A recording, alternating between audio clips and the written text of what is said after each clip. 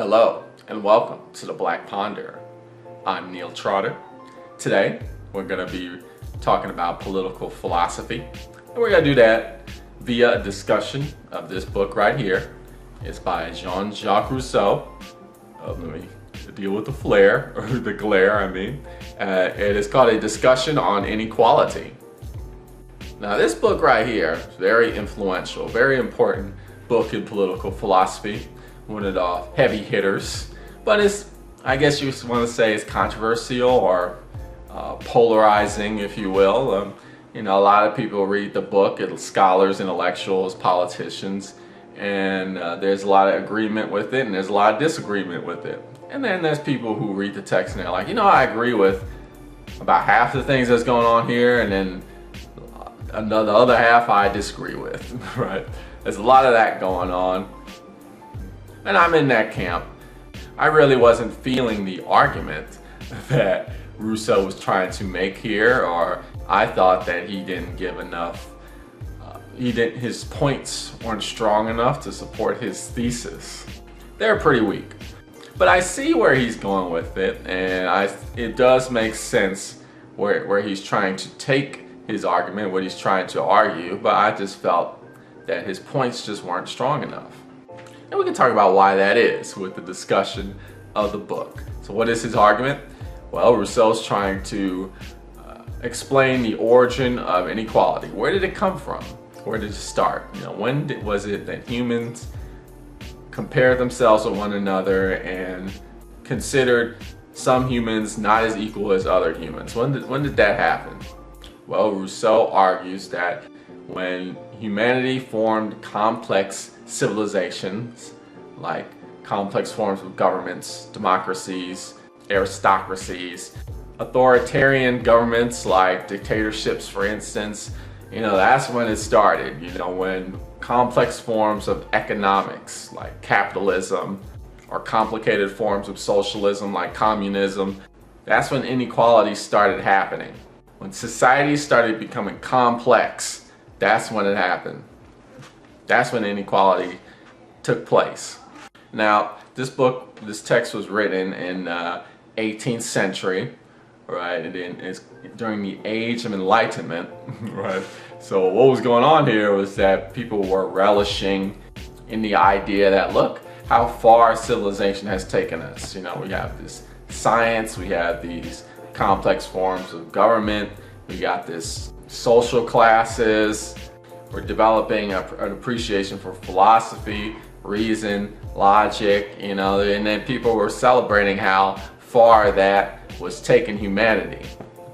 People were saying, like, look how far humanity has come. Civilization has truly skyrocketed humanity to the point where we can finally realize our full potential. And Rousseau argues, no, actually that's not what's going on at all. What's actually happening is that modern civilization is taking us backwards.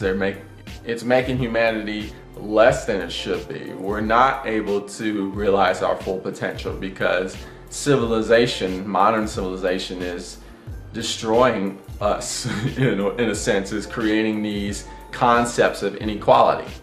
The point where I think a lot of people take issue is that his argument is, look, before modern civilization, before this Age of Enlightenment, when man was just living as nomads in very simple societies, even before like modern day marriage, nuclear families with the wife and husband, father and mother, and 2.5 kids or whatever, even before then, when people would just mate with each other and there would be no attachment, or there was groups of people that traveled together and people had multiple mates and mothers just took care of their kids and they didn't really need the dads, and the dads went their separate ways, and people just was focused on getting food, satisfying their hunger and staying warm, and just focusing on fulfilling the safety needs, living like animals basically.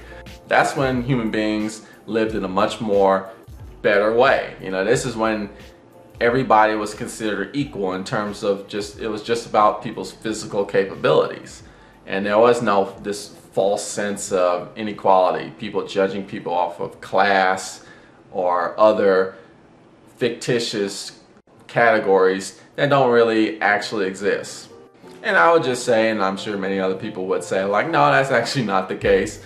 You know, back in those days, before complex civilization, man was not better, or human beings weren't more capable of realizing their full potential or live a more fulfilling life back then.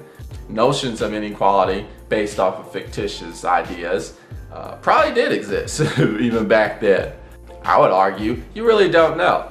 Rousseau's argument really starts going downhill where he starts comparing civilizations or societies outside of European nations and saying like, oh, they're, you know, much better than European nations. Like, oh, look at the great savages of Africa, or the amazing Negroes of the Serengeti, or like, you know, check out the savages of the Americas. And he's referring to Native American, indigenous American people.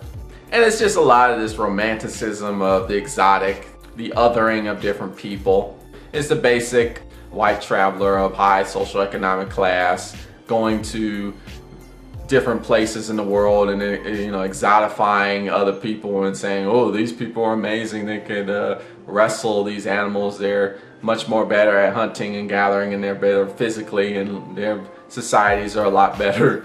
When in actuality, it was more or less the same in terms of inequality, warfare, a lot of social injustice was going on in indigenous American cultures and African nations during that time. I mean, tribes were warring with each other as well. It's funny because in this edition, what's going on is that Rousseau gives a copy to this other famous writer, Voltaire. And Voltaire, he disagrees with Rousseau's argument, and the footnotes here just says, you know, it's him responding. It's kind of like a YouTube comments or something like that, where he's just like, oh, what are you talking about? I'm just reading a footnote here. Voltaire's comment, oh, how you exaggerate everything, how you put it all in a false light. And it's just like all over the place, where it's supposed to be his comments that he wrote on his free copy that was sent to him by Rousseau. And a lot of it, Voltaire is like telling it like it is. He's let Rousseau know, like, where are you getting this information from? Where is it that you're saying that these societies are better, or early societies are better, when really they're, you know, are they really better? I mean, we don't really know.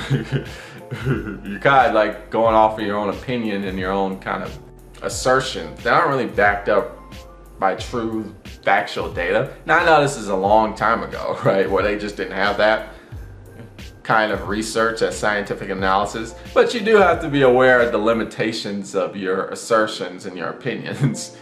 And, you know, just state what you know and understand what you don't know. So Rousseau does have a point, because back then they're thinking, oh, how amazingly great civilization is, and how incredible we've come this far with our Age of Enlightenment. And really, have they really gone that far in terms of actually becoming better human beings? Especially when you consider how much inequality there exists in humanity. No, they haven't gone far. I would argue that it's pretty much the same. It's like modern civilization hasn't really taken us that far, or maybe it's taken us a little far, or a little bit further than what we used to be, but we do over exaggerate how far we've come, because there's still a lot of things that we deal with, fundamental things like inequality, right, like social injustice. Well, what I would like to read to you is some quotes, because Rousseau starts going into how inequality developed, and he starts going through the history of civilization, or the development of civilization, and how inequality came from that. And I think that's very fascinating. That's like all the way in part 2, so it's like page 109 of the book. You know, it's like half the book already. That first half, I'm just like, where are you getting your ideas from. It's like, it just feels like it's just your opinion or your just assertions. But here I can kind of follow the logic. It seems more, the philosophy becomes more stronger, I think. So let me read what's going on here. This is part 2, the very beginning, page 109 for this edition. The first man who, having enclosed a piece of land, thought of saying, "This is mine," and found people simple enough to believe him, was the true founder of civil society. How many crimes, wars, murders, how much misery and horror the human race would have been spared if someone had pulled up the stakes and filled in the ditch and cried out to his fellow men, "Beware of listening to this impostor. You are lost if you forget that the fruits of the earth belong to everyone and that the earth itself belongs to no one."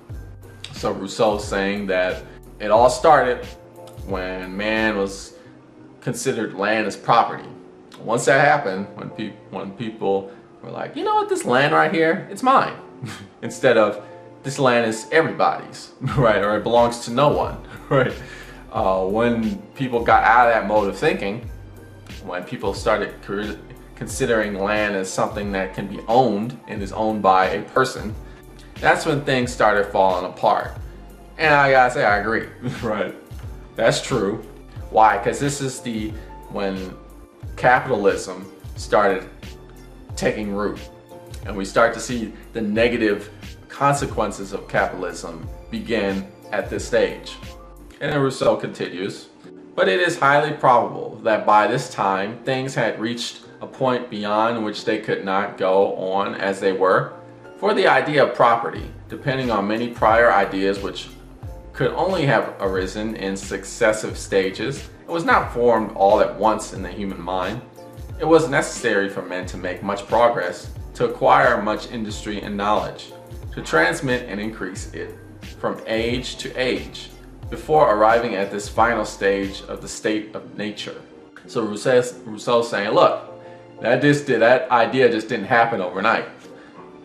People did consider land universal. Everybody had access to all land. Nobody was owner of any type of piece of earth. That was the case in the beginning. But then something happened, a process happened, where people got out of that attitude and started thinking, "Oh, I can actually own this piece of land." And this process is where inequality begins. So I see where he's going with this, and he does bring up some good points. So let's continue. Page 111, second paragraph. "Instructed by experience that love of one's own well-being is the sole motive of human action, he found himself in a position to distinguish the rare occasions when common interests justified his relying on the aid of his fellows, and those even rare occasions when competition should make him distrust them." So Rousseau is also saying that, look, when people started to think about themselves as the most important beneficiary of everything that they do, the self-love, right? Or really, I would say, when people started developing an ego, right? Or I gotta do what's best for me. When that became the sole motivation for human action, right? Because we still teach that today. That's like a strong notion. Like, look, you gotta watch out for yourself. You gotta do what's best for you. This is a cruel world.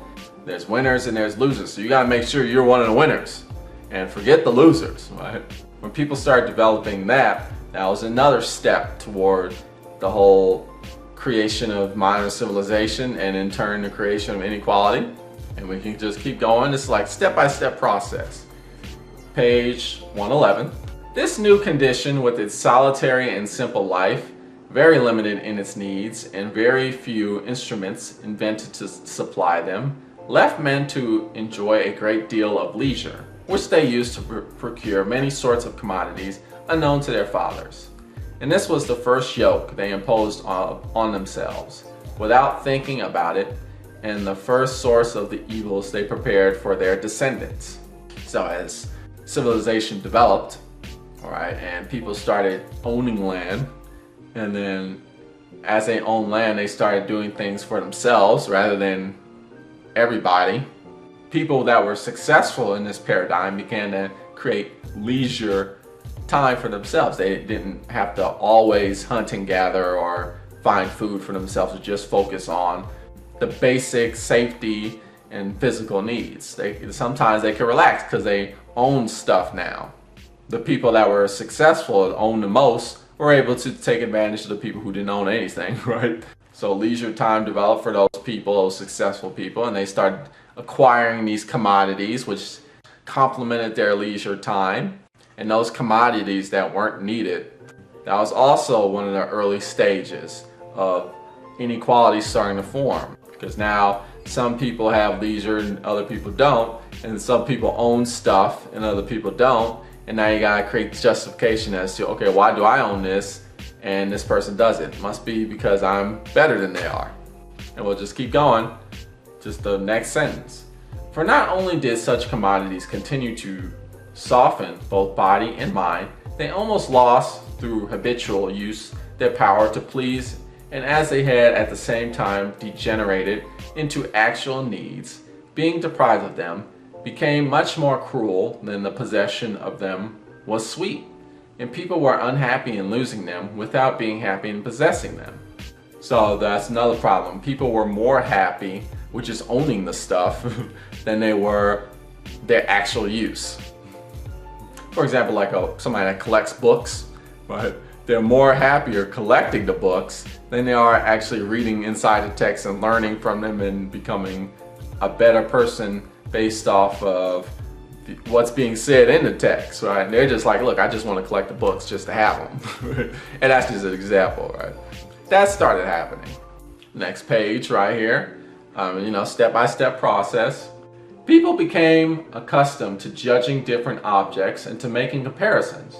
Gradually, they acquired ideas of merit and of beauty, which in turn produced feelings of preference. As a result of seeing each other, people cannot do without seeing more of each other. And tender and sweet sentiment insinuates itself into the soul, and at the least obstacle becomes an inflamed fury. Jealousy awakens with love, discord triumphs, and the gentlest of passions receives the sacrifice of human blood. So people start judging one another based off of their possessions and their leisure time. And people started to fight one another and shed blood with each other based off of the things they owned. And this is where inequalities began to even further develop. So I can see where he's going with this. The human race became more sociable, relationships became more extensive, and bonds tightened. People grew used to gathering together in front of their huts or around a large tree, singing and dancing. True progeny of love and leisure became the amusement, or rather the occupation of idle men and women thus assembled. Each began to look at the others and to want to be looked at himself, and public esteem came to be prized. He who sang or danced the best, he who was the most handsome, the strongest, the most adroit, or the most eloquent became the most highly regarded, and this was the first step towards inequality, and at the same time towards vice. From those first preferences, there arose on the one side vanity and scorn, on the other shame and envy, and the fermentation produced by these new leavens finally produced compounds fatal to the happiness and innocence. One of my all-time favorite movies, Ferris Bueller's Day Off, right? One of those classic movies that came out in the 80s. And the tagline, 1980s, and the tagline was leisure rules. I love that tagline, leisure rules. But according to Rousseau, leisure does not rule. In fact, leisure is the downfall of humanity, right? It's in this philosophy. People were better just focusing on satisfying their physical needs, right? And when people were just preoccupied with doing that all the time, like animals, human beings were better off. But once they developed leisure time, that's when things started falling apart. That's when inequality started happening.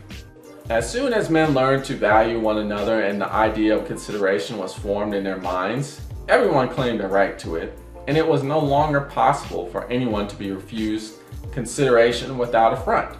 This gave rise to the first duties of civility, even among savages, and henceforth every intentional wrong became an outrage, because together with the hurt which might result from the injury, the offended party saw an insult to his person which was often more unbearable than the hurt.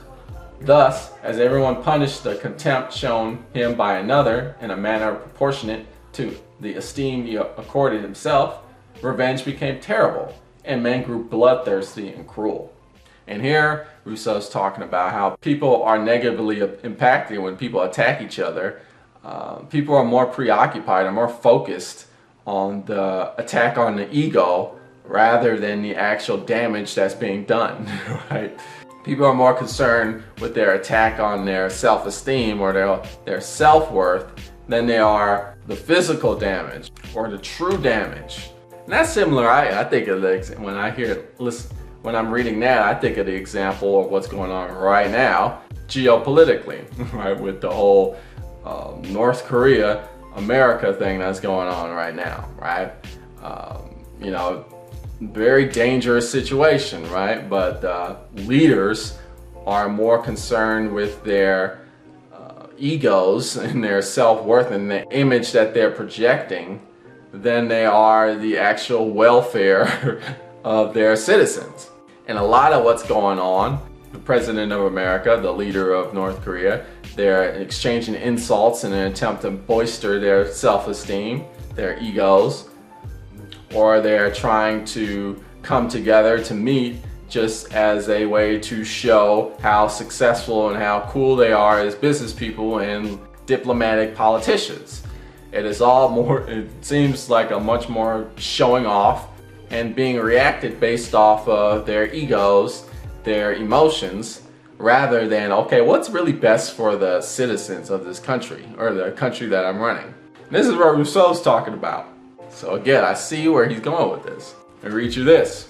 But it must be noted that societies having come into existence and relations among individuals having been already established meant that men were required to have qualities different from those they possessed from their primitive constitution. Morality began to be introduced into human actions, and each man, prior to laws, was the sole judge and avenger of the offenses he had received, so that the goodness suitable to the pure state of nature was no longer that which suited nascent society. It was necessary for punishments to be more severe to the extent that opportunities for offense became more frequent, and the terror of revenge had to serve in place of the restraint of laws. And I like this complement what I said before, where it's the major decisions that are being made that affect lots of lives have more to do with appeasing people's egos, right? And more about self-love and self-interests of certain groups. This is also very similar to David Hume's theory of morality, his philosophical ideas, which he talked about how, look, morality, what morality is basically, relative to society. There really is no absolute one morality or one set of ethics, right? That really doesn't exist, because what some people think is ethical or moral, other people do not think is ethical or moral. So who's right and who's wrong? Well, it depends on the society that you live in, right? You might do something that is moral, that's considered moral in one country and be fine, but then you go to another country and you do the same thing and it might be some dire consequences. So morality is actually dependent on society. And that's what David Hume is saying, and Rousseau is just taking that another way and saying, like, really morality is based off of supplementing inequality that was started by this very corrupt construction that is modern civilization. And Rousseau goes further. He talks about corporate capitalism and how that's playing a huge part, late stage capitalism, and how that's just a further extension of the development of civilization, right? And all of this leads to the current state of inequality that we have today. So there's good ideas in here. I can see why it's a very influential work, and a lot of people derive a lot of constructive theories and politics by what's being said here. I would argue that what Rousseau should have said was, or he probably would have made a stronger case for himself if he just focused on, look, modern civilization is overhyped. This age of enlightenment is overhyped. It is not taking us as far as people say it's taking us. We are really not reaching this level of enlightenment that is being advertised here. If he just kind of focused just on saying that, rather than saying, look, back when men were, before this was all taking place, men were, human beings were a lot better. I don't think so. I think that human beings were always kind of messed up, and we think today that we are better than what we used to be, but in many ways we're just the same. And that's something we have to realize, and so we have to reconsider where we're going and get our priorities straight, right? And don't live in this false sense of reality like, oh, we're so much better as a human society now than in the past. Are we really? Are we really that much better? You know, that's what we have to think about. So I do encourage you to read it, check it out, just for the bits and pieces of great ideas that are in here. I mean, you might not buy into his argument exactly, Rousseau's argument, but he does have some very strong points that you can really take to the next level. So I encourage you, check out Jean-Jacques Rousseau's A Discourse on Inequality. Well, you've been watching The Black Ponder. Tune in next time for more philosophical thought.